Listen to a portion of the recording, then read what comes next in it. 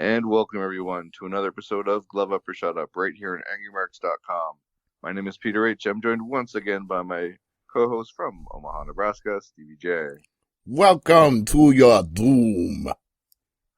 Well, we're going to talk UFC and Bellator this week, but Stevie, it looks like the forbidden door is definitely open in WWE as two former UFC champions came out on top of the Royal Rumble. Yes, the women's Royal was won by Ronda Rousey, and the men's was won by Brock Lesnar.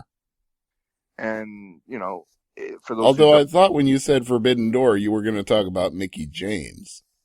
That too. The Mickie James appearance was... Honestly, that's a lot more shocking than seeing Rousey or Lesnar because, hell, that's the Impact Wrestling Knockouts Women's Champion. And she wore the title, and they played her theme music. But do you think it would have been more effective if it was a surprise entry? No, I think it was more beneficial for everybody that it wasn't a surprise. Look, Impact Wrestling did their best rating in like half a year. Yeah. And what else are you going to attribute that to? People tuned in because they know Impact was having one of their wrestlers in the Royal Rumble, so they tuned in to see what that was about. You mean it wasn't for Matt Cardona and Brian Myers? Come on now. No, definitely not. But, a friend of mine asked me, how many former UFC fighters are in WWE? And I said, well, there's at least 4. Yeah, Matt Riddle. And Shayna Baszler. But if you really want to be technical and say MMA, you could say Bobby Lashley, Batista, if that's a stretch. But, they both competed in MMA. And, it's something. If you're going to count wrestlers, like amateur wrestlers, you'd throw Chad Gable in that list. Yeah, there is a lot of crossover with the sport of mixed martial arts and wrestling, like amateur wrestling. Gable Steveson, who hasn't really, he's debuted on television, but he hasn't even had a match yet. Yeah, and Kurt fucking Angle of all people. Mm-hmm. Hell, Ken Shamrock was in WWF for a while in the 90s. Dan Severn. Well, he was in WCW, but maybe the less said about that, the better. If I think of Dan Severn, I'd rather think of him as the NWA World's Heavyweight Champion. You think? Oh yeah, no, Severn wasn't in WCW. You're thinking Tank Abbott. Oh, am I? Was Severn in WWF? Tank Abbott was WCW. Right, but was Severn in WWF? Yes. I know Severn was NWA. I didn't remember him being in WWF. Do you remember the Lions, or not Lions Den, the dungeon match between Shamrock and Owen? Mm-hmm. Severn was the referee. Oh, yeah, that's right. I remember he was in Brawl for All. Yeah, I'd rather forget that.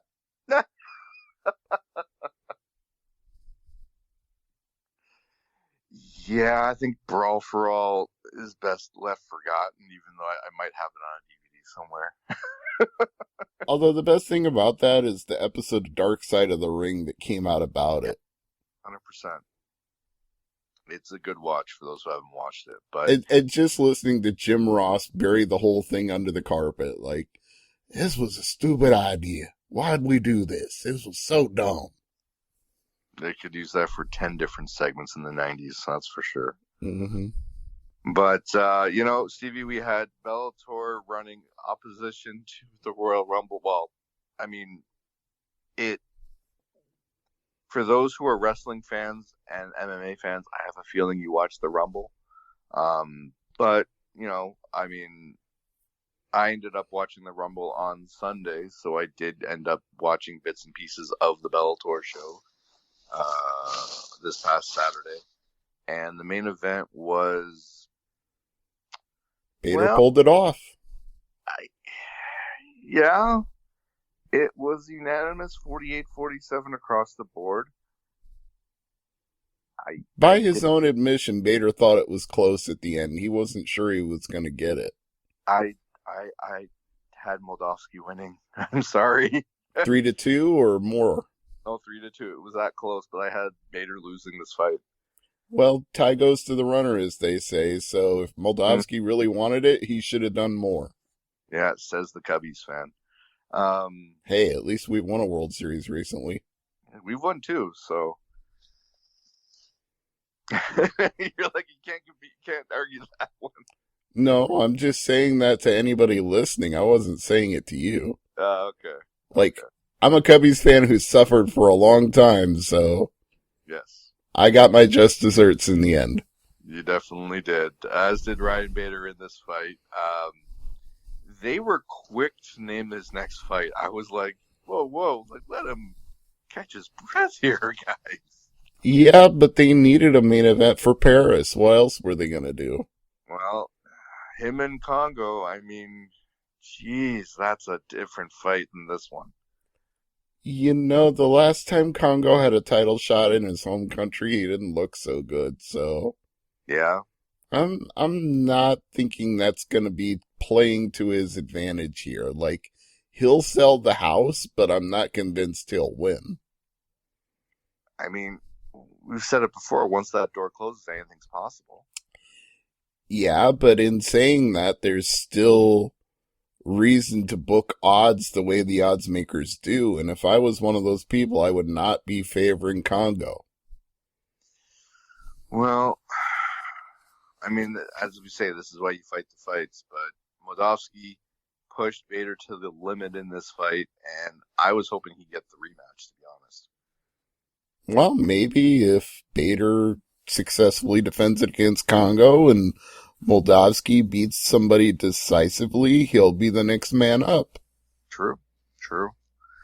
The co-main event was Benson Henderson against Islam Mamedov, and Gotta admit, I was surprised by this one. yeah, split decision win for Henderson here, 2 rounds to 1, literally 29-28, 28-29, 29-28. Well, So, at least it's good to see Benson pick up an important win in the division. It gets him back in the mix, which is what I said he needed to do.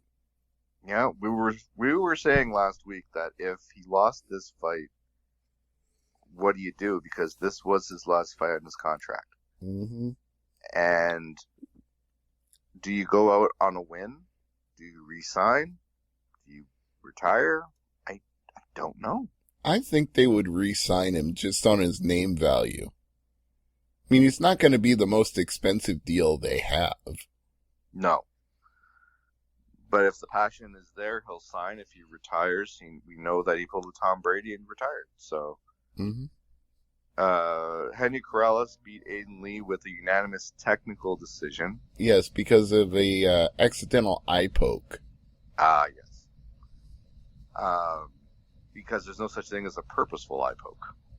No, but I mean, if they rule that it wasn't done as a foul, which would award the fight to the person who was fouled, Yeah.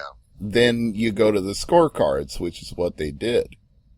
And, we've seen eye pokes that are pretty nasty. Like, we're talking like scratch retinas and stuff. So, Mm-hmm. it's one of those. Well, that's where you get into the whole purposeful thing. Like, if you did it and you got warned and you did it again and you destroyed the guy's eye, then you should get disqualified for that.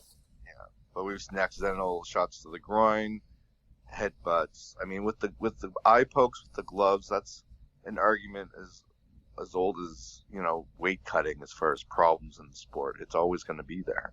And since wrestlers need the manipulation of their fingers to go for takedowns, I don't think you can close the gloves. I just don't see it. No. Rounding out the main card, Jail Willis got beat by Sabah Homasi quickly. Minute 42 of the first round with an arm triangle choke. Yeah, and that's funny because I was talking about how his hands had dynamite in them, but instead his arms did the work. I like fighters that will branch out and get that second skill set. It makes them much more of a dangerous opponent. You say that like every fighter shouldn't branch out. Like, this is called mixed martial arts for a reason. Everybody should be well-rounded. That's the point. But you can... we still see fighters who are one-dimensional, though. We still see that. I don't know if they're one-dimensional in the way that you're describing them. They might win frequently with one particular method, but that's a case of if it works why not keep doing it? It doesn't mean that you're not diverse in your skill set. It just means as long as it's working, if the wagon's not broke, don't fix it. I mean, Rousey had her judo, but she had knockout power. But if you got past her punches, like Nunes did, it was like, okay, now what? And it's like, oh, now I'm in trouble. No, I think Ronda Rousey actually was one-dimensional. If you're going to call somebody one-dimensional, she had judo and arm bars, and then in a pinch, she could throw a haymaker and clobber somebody. But when she faced an actual boxer, her striking skills were shown up immediately. The what's her nickname? The preacher's daughter. Yes, Holly Holm. Yes. I mean, we've talked about it in the past with, we go back into the vault and watch old shows. Those were much more one-dimensional fighters than today's fighters, right? Well, if you go back and watch, like, UFC 1, that was the whole point, was to have one-dimensional guys. Like, here's the best Sambo guy. Here's the best karate guy. Here's the best boxing guy. They were purposefully choosing one-dimensional people.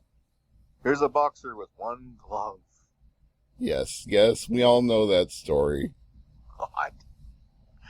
All right, on the prelims, Darian Caldwell got knocked out at 3:01 of the third round, Stevie.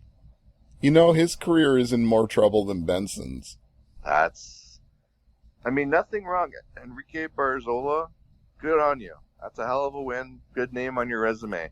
But Caldwell has been backsliding for a while now. It's like after that first loss to Kyoji Horiguchi, he lost his motivation.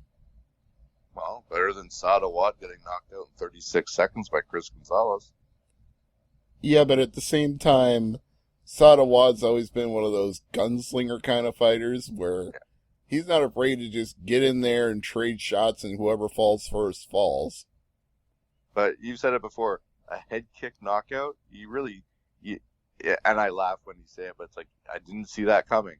Yeah, you did. You saw a foot flying at your head. Mm-hmm. Well, you didn't see it coming, but you did see it coming. Like, you might have saw it when you got knocked out, but if you saw it, you would have put a hand up to block it. You know what I'm saying? Yeah. It's like, what's that, it's an old Simpsons joke. It's, he's got the radar gun out and they're playing cards. What can be coming 100 miles an hour? Yeah, that's when Homer was pointing the gun at everybody and they were getting mad about it. He's like, Homer, stop. That thing will give us cancer. Yeah. It's like, I got you dealing cards at 2 miles an hour. Yeah, I think he was talking to Lenny when he said that. Yeah. Let's see. Dalton Rasta beat Dwayne Johnson, unanimous decision, 3-0. Nikita Mikhailov beat Blaine Shutt, knocked him out at 3:23 of the third, so very late in the third. Lucas Brennan beat Benjamin Lugo, 2:27 of the first with another arm triangle choke. And the first fight on the prelims saw Sullivan Cauley beat Ben Parrish, 4:35 of the first round knockout. So, a nice mix, although the main card did have a lot of decisions on it. The prelims looked more exciting, but Caldwell and Awad losing in this night, I don't know. Is more bad for Caldwell than Awad, because I think Awad will always have a job, but yeah, I don't know. With Darian Caldwell, he's just, I hate to say the whole one-dimensional thing rears its head again, but Caldwell got to the top of the mountain because of his wrestling. And then he also fell from the top of the mountain because all he had was wrestling. Like, he used to brag about how he didn't even need to do anything else because he could dominate people with his wrestling. It's like, you're asking for it when you say things like that. And sure enough. Well, it's like the old joke with the paramedics, where if you really want to make a paramedic mad, you hear them go on the radio and say, wow, it's really quiet tonight. Like, what are you doing? You're trying to jinx us all. Exactly. All right, so UFC Fight Night this weekend. UFC Fight Night 200. in, of course, Las Vegas, Nevada at the Apex. US Vegas 46. Yeah. It's Hermansson and Strickland in the main event, which is, it has to be considered a rankings fight. Let's see where they actually rank right now before you say that. Pull up the old list. Same fighter, and Strickland, I mean, a win over Hermansson would definitely improve his stock in the company, but Hermansson's going to be a tough fight for him. Hermansson is 6 and Strickland is 7. Yeah, so if there's a good performance here, we might be looking at someone cracking the top 5. I would think to crack the top 5, you'd have to beat Paulo Costa or Derek Brunson, but that's just me. Well, I mean, when 6 and 7 fight each other, what's the best they can do? Trade places? Yeah. I suppose if somebody gets like a really spectacular knockout and everybody on the rankings panel goes batshit, maybe. Yeah, I mean, unless we get like a Masvidal knockout type thing, I guess. But I mean, right? But then that might almost be too fast. Like sometimes when you win like that, everybody's like, "Oh, that's just a fluke." yeah. Which I don't understand that argument. Masvidal's no fluke fighter. I mean, I wasn't saying that about Masvidal in particular. I was saying that about the reaction to quick knockouts. Just in general, people are like, "Oh man." as far as this fight goes, though, I mean, I've got Hermansson winning, but what do you think? Now you're in the main event of a show at the Apex in Las Vegas.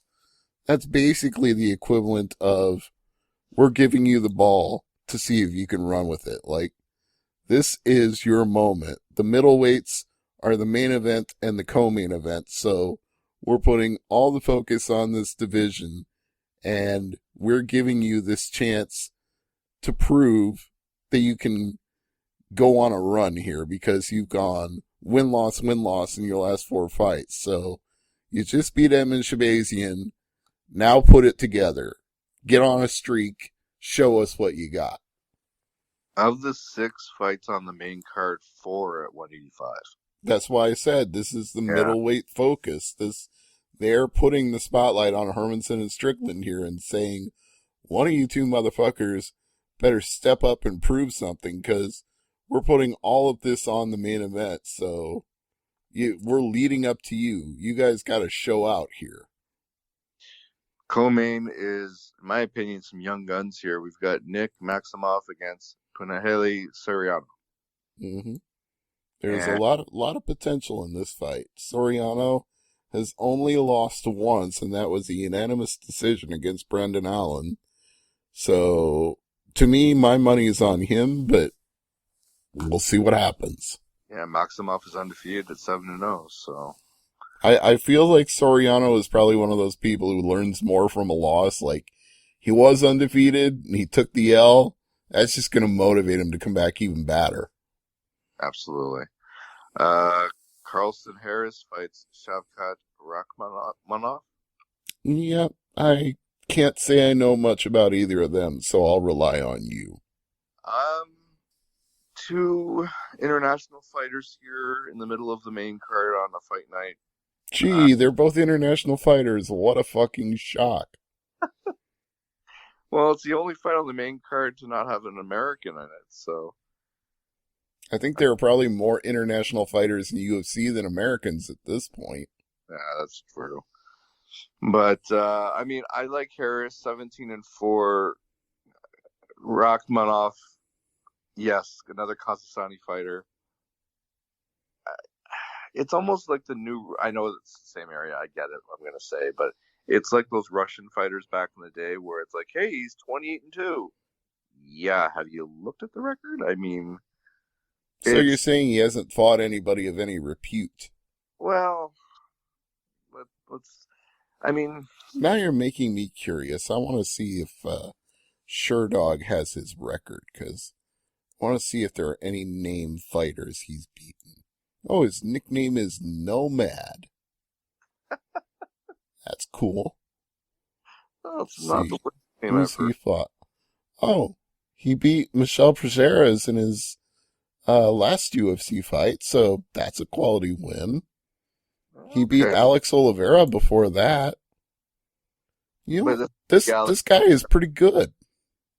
it's not the Alex Oliveira of past though. It's the Okay, well, fair point, but at least he's beaten two guys I've heard of. He's not beaten a bunch of nobodies. no, but I think a win here, third from the top against uh, a fighter like Harris here who has more experience. And if this is This is a fight that could propel him into the rankings. exactly, but it's not. They're not making it easy because Harris has that eye on the same prize. So hmm Then we got Smile and Sam Alvey. It's up next, and probably needs the win more badly than anybody else on this card. Like Brendan Allen, no shame in his game. He's 2-2 in his last four fights, has wins over Carl Roberson and Winele Soriano, so he's doing all right for himself. But Alvey, on the other hand, ooh, you got to go all the way back to 2018 for him to get a split decision win over Gian Vellante. He is not getting wins. 0-7-1. Sorry, 0-6-1. Yes, In, one draw against Da Un Jung. That's the best he's done since 2018. Not good. No, not good. now, if there was a certain wrestler who I believe is now an Impact, if you compare him to this fighter, I would say that Alvey should wear a shirt that says "I got kids." Oh, okay. Heath Slater. I see where you're going with that. Because yes, he's a happy guy. You know, I've met him. He was very nice. Yeah, I mean, look, I got nothing against Sam Alvey, the person, but as a fighter, he's not doing so well. So here's the thing, and a friend of mine who watches this show is, it's not a show that I watch, but um, his wife was the winner of America's Next Top Model. They've got 4 kids, and they adopted a foster daughter. He's got 5 kids at home. I'd be fighting all the time too. Yeah, but also, if you got that many kids, maybe you don't want to be walking around brain damaged. Maybe. And this fight is actually a replacement fight because Ian Heinisch was supposed to fight here, but he pulled out in December due to an injury undisclosed reasons is the official tagline on there, but you know, it was supposed to be, now it's Phil Hawes. Hawes withdrew this week due to an injury, and that's why Brendan Allen's stepping up on short notice. Oh, well, we'll see how that works out for him. But in the meantime, in between time, we've got 3-0 Brian Battle versus 8-1 Trishan Gore. Yeah, this one's at middleweight again. I mean, both fighters are just looking to prove themselves with records like that. They're just looking to make a name. No linkers. I wouldn't say no linkers because Trishan was on The Ultimate Fighter, so some people are going to know who he is. No, legit. If you go on Wikipedia, both these fighters have no Wikipedia. There are no linkers. Oh, That's all right. But I'm just saying, it's not like they didn't both compete on The Ultimate Fighter. They both have a history, whether Wikipedia acknowledges it or not. Oh, I know. Somebody asked me that the other day, and I was like, I had to explain because they heard it on the show, and I was like, no, because usually we go to SureDog or UFC.com, or we try to find different sources for the fighters, but the no linkers or non-linkers, it's like, where did you get that from? Like, well, it's a Wikipedia thing. I heard it on a different podcast. Well, you don't have to worry about that with Julian Erosa and his opponent, Steven Peterson. I'm sure they both have Wikipedia pages. Yeah. Oh, yeah. Yeah, Erosa's been around seemingly forever. I mean, God, how long has that guy been fighting? 10 years at least? Rosa? Yeah, at least 10 years, I'm sure. I want to say his first fight was in 2010. 2010, yeah. Yeah, and Peterson, I believe, is the same thing. Yeah, Peterson's Mhm. also a veteran. He's been fighting for Legacy and Bellator in UFC before UFC. So Yeah, these guys are troopers. They've been around the block a few times now. yeah, so that'd be a fun way to kick off the main card. But for me, it's the prelims that are going to steal the show because look at the names on here, Stevie. Yeah, Chidi Njokuani, Marc-Andre Barreau, Hakeem Dawodu versus Michael Chisano, Alexis Davis versus Julaja Stolarienko. I don't. Okay, I don't know Alexis Davis's opponent. You're gonna have to fill me in on her. Not much I can add to that except she is 9-5-1, and it's going to be a tough Oh, test. she's an Invicta veteran. She fought in Invicta and she fought in the World Series of Fighting. Yeah, I remember her from Invicta, but I haven't seen her fight in a while. Miles Johnson, John Castaneda does have the unknown element to it. Like this could be a good fight. Well, Johns isn't an unknown, No, I know, but and it's he's knocked out his last two opponents. I have a feeling that this fight might go under the radar. That's why it's on the prelims, but it could be a fight if you have time before, like if you have time around 6:30 Eastern, and you're gonna turn on the prelims for the main event or the prelims. I would check that out, but I mean, I'm almost considering catching all the prelims here because I mean, top to bottom, it looks like there's, I mean, quality fight. I mean, This is one of those for the fight fans cards. Like, yes, you're not going to get all the casual viewers with this one, but the people who really love fighting are going to enjoy these fights. for Road Ninja Kwani should be fun. hmm But then again, you said this before when you were talking about not the same Sam Alvey we used to know, not Yeah, necessarily the same Chidi Njokuani we used to know either. no, no, but it's gonna be a good prelim. I'm looking forward to this show. hmm Well, it's a good show. It's not an all-time legendary show, but it should be all right. I mean, it's not a pay-per-view prelims where the prelims on a pay-per-view could main event a fight night. It's something where we're in a situation where these guys are fighting to improve their stock, and it's something that they're given the opportunity, but there's no gimmies in the prelims on a fight because that is proving ground. It's hmm you have to. Um, This is what I miss about the old days when UFC pay-per-views were so rare. Like, yeah, when you only had one every couple of months, every now and then there'd be a pay-per-view without a title fight, and people would be like, oh man, why am I going to pay to see that? And I'm like, those are the cards you want to pay to see, because those are the guys who are hungry. exactly. Not just fighting for a sandwich. Right. Those are the guys who are fighting to get a title shot. Those are the guys you want to pay attention to. Then just mum. So for those who are wondering, the Bader Congo fight will be May the 6th in Paris. Correct.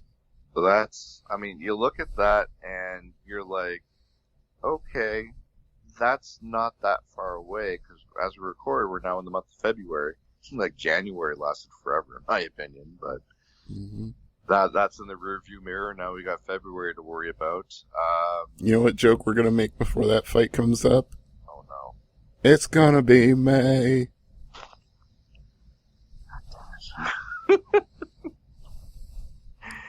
Oh man, that's so bad. I know everybody makes that joke on Facebook. I see it all the time, but it's still bad. I'm just trying to figure out if. Oh, Jeremy Stevens. Sorry, I just saw this. Jeremy Stevens was signed with Bare knuckle fighting. no PFL. Oh, good. So yeah, 34 fights inside the octagon. Now he's going to PFL in their lightweight division. Probably a better fit for him at this point. He first fought with them in '07 at UFC 71. Yeah, 14 he's been years. around a long time. That's crazy, but I would talk about a hungry fighter. Want to fight someone on their debut? They're already looking to go, right? So, um, we've talked about this topic before about MMA and retirement. Yeah, Uh, there's no senior circuit, as we like to say. exactly. Paul Daly says the show on May 13th might be his last. You know what? Semtex has said this so many times. It's like the boy who cried wolf. Well, Terry Funk on line one. I like Semtex, so this is not me trying to take the piss, but I'll believe it when I see it. Like, every time he loses, he wants to come back for one more fight, and every time he wins, he wants to come back for one more fight. So I can't take him at his word until he genuinely does retire. So until he puts his gloves in the center of the cage? Yeah, but how many people have done that and then come back? That's true. There's, yeah, no, there's something to be said about that. It's Rare is the person who can really walk away, that the lure of the spotlight is pretty hard to resist. Do you know who is the only person to retire as a Super Bowl MVP? Like his last game, he retired after the Super Bowl, but he's the only one to call his shot and retired as Super Bowl and won MVP that same year. I'm going to say John Elway. Go. Tom Brady never did it, that's for sure. There are certain athletes who can go out on their own terms.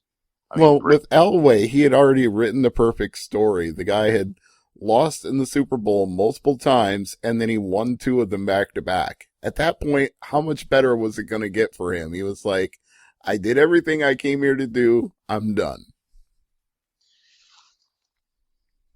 Someone needs to take the microphone away from Sean Strickland. That doesn't surprise me. What did he say now? Quote, I'm just going to be the white trash MFer that I am.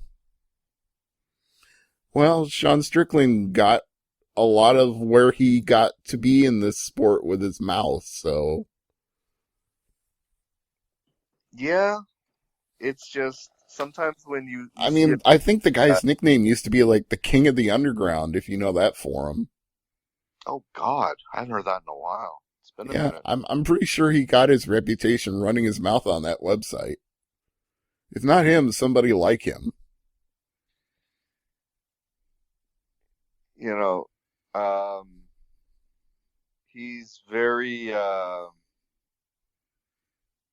not going to repeat what he says in this press conference because I'm just going over the list of quotes that he said. He's very quotable.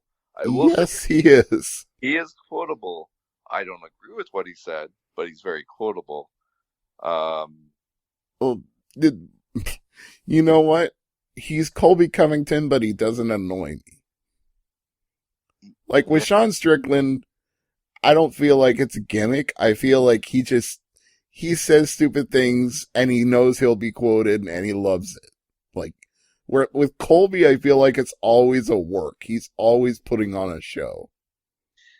So I'm going to there's one thing here. I can't believe he said this. Like, I have to say it because it's just beyond what. Dude, people are going to tune into this show whether you say it or not. It's not going to offend anybody. Well, you heard about Adesanya having gynecomastia? Male tits. Basically, yeah. Strickland was asked about this. Ideally, he says, ideally, Brunson beats Cannonier, and maybe if I do an impressive performance, I can, dump and dodge and get a title shot. That'd be the perfect world. But at the end of the day, man, I'm just here to fight, make some money. But yeah, if I get a title shot, fuck, let's go. I'll make fun of Stylebender's fucking titty all day long. What? That's what I mean about Sean Strickland. He says stupid things knowing he'll be quoted, and he doesn't care. It's not a gimmick for him. Now, the thing is, this medical condition that Stylebender has, it has in the past estrogen linked to It's, steroids. yeah, it's caused by your body having to produce more estrogen to keep up with the amount of testosterone that you're adding to your body. It's like your body's trying to balance itself out, so it produces an abundance of estrogen. So obviously innocent until proven guilty. We have to say that, but And it does just happen to people sometimes. It doesn't always happen because you abuse steroids. it could just be a natural body byproduct, right? So Yeah, I mean, every body has testosterone and estrogen in different amounts. it's gonna be interesting, though. I mean, the Hermansson fight is interesting. It, I just, if Strickland wins and he gets to the main event and he's on pay-per-view, man, this is going to be interesting. This is going to be a fun fight main event at the fight night. That's all I'm going to say. Yeah. It's going to be fun. Yeah. So Stevie, what's on tap for Thursday night AMP? Red Dwarf, Stasis Leak.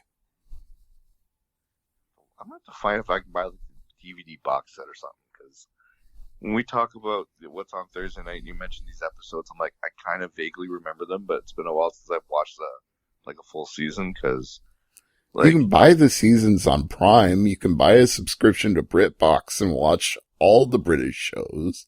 Oh, that's right, BritBox. You keep mentioning that. I keep forgetting. Yeah, because we have Amazon Prime and Disney Plus. And actually, I meant to finish Mandalorian this past weekend, but Royal Rumble and Bellator and a bunch of other stuff happened. So, but hey, the lockdown's finally over here. We're out of our level 2 lockdown here in Ontario. So, shakedown, lockdown, you're busted.